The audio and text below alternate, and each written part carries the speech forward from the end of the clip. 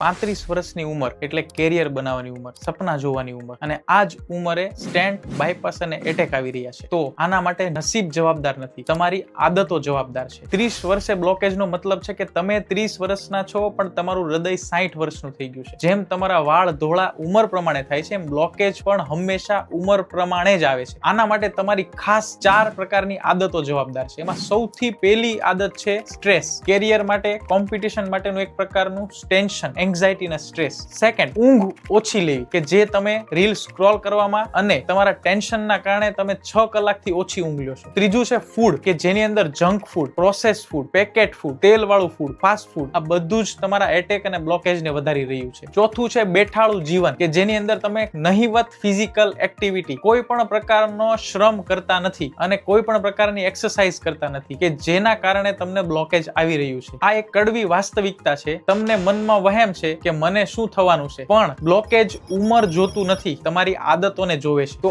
આજથી જ આટલા ચેન્જ કરો તમારા જીવનમાં અને 30 થી 40 વર્ષની ઉંમરે જે એટેક આવી રહ્યા છે એને અટકાવી શકો છો. સૌથી પહેલો નિયમ, રોજે 45 મિનિટ ચાલો, પ્રોપર 7 થી 8 કલાક ઊંઘ લ્યો. કાંઈ પણ કરીને ટેન્શન અને પ્રેશરને ઓછું કરો અને ખાવા પીવાની આદતોને હંમેશા માટે ચેન્જ કરો. આ આટલી આદતો તમને સારું જીવવા માટે પ્રેરિત કરશે. આજે લાંબુ જીવવું એ મહત્વનું નથી, પણ સારું જીવવું એ હંમેશા માટે મહત્વનું છે. તો શેર કરો આ તમારા પરિવારજનોને, તમારા મિત્રોને, કે જેનાથી તે આજથી તે આટલા ચેન્જ કરી શકે અને એટેક પાછળના મહત્વના કારણોને જાણી શકે.